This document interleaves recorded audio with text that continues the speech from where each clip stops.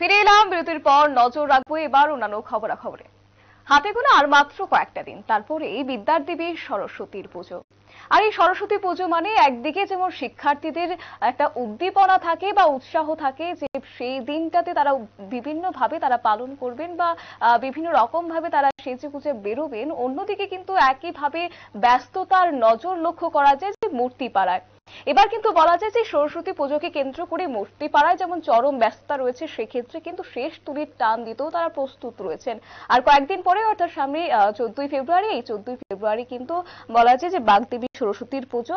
আর এই সরস্বতী পুজো মানে একেবারে সেজে গুজে উঠছে মূর্তি পাড়ার যে প্রতিমাগুলি রয়েছে, সেই প্রতিমাগুলি কিন্তু অর্থাৎ সেজে গুজে সাজানোর ক্ষেত্রে কিন্তু এবার মূর্তি পাড়ার মৃৎশিল্পীরা কিন্তু চরম ব্যস্ততার মধ্যে তাদের দিন কাটাচ্ছেন। তবে গোটা বিষয় সম্পর্কে তারা কি বলছেন শুনে নেব।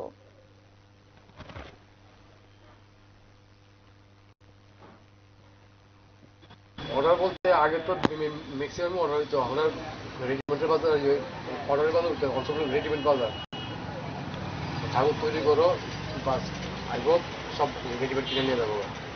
আর অন্যনগর তুলনায় এবার পূজাবালির যেহেতু এখন সব ছবি বুঝে আছে তো অর্ডার মতো কম হয়েছে, অন্যনগর তুলনায় কম।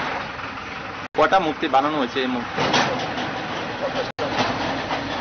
কি মনে করতেছেন বাজারটা কেন কম? কি বাজারটা কেন কম? তো আগে যেমন স্কুলে টুলে যে পোলাবাইনের যে অবস্থা সরস্বতী পূজা যে খুব থাকতে আছে, কিন্তু এখন তো আর পোলাবাইনটা সেরকম যাওয়া যায় না।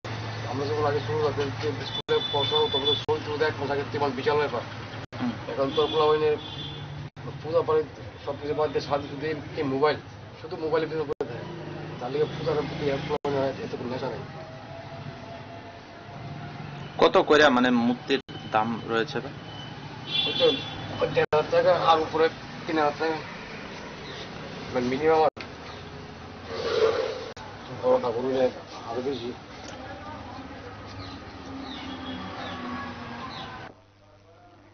আপনারা শুনলেন মৃৎশিল্পীর বক্তব্য। একদিকে বলা যায় যে তাদের এই মূর্তি তৈরিতে ব্যস্ত যেমন রয়েছে চরমে, ঠিক অন্যদিকেই তারা কিন্তু মৃৎশিল্পীরা এবার বলা যায় যে চরম ব্যস্ততার মাধ্যমে কিন্তু চিন্তায় রয়েছেন, কেননা তাদের যে দাম, মূর্তির যে দাম, সেই দাম নিয়ে কিন্তু অনেকটাই তারা চিন্তায় রয়েছেন। অর্থাৎ সেক্ষেত্রে লক্ষ্য করা যাচ্ছে যে হাতে গোনা মাত্র কয়েকটা দিন, আর এই কয়েকটা দিনের মধ্যে কিন্তু তারা অনেকটা রাত দিন এক করে কিন্তু তারা কাজে লেগে পড়েছে এবং চরম ব্যস্ততার মধ্যে দিয়ে কিন্তু তারা তাদের দিন গুজরান করছেন। বিদ্যার দেবী সরস্বতী পুজো আগামী 14ই ফেব্রুয়ারি, আর 14ই ফেব্রুয়ারি এবার বিদ্যার দেবী সরস্বতী পুজো পড়েছে, যাকে ঘিরে কিন্তু চরম উন্মাদনা রয়েছে শিক্ষার্থীদের মধ্যে। অর্থাৎ এক্ষেত্রে কিন্তু চরম উন্মাদনা, উৎসাহ কিন্তু লক্ষ্য করা যাচ্ছে শিক্ষার্থীদের মধ্যে। নিয়ে নিচ্ছে ছোট্ট একটি বিজ্ঞাপন বিরতির সঙ্গে থাকুন।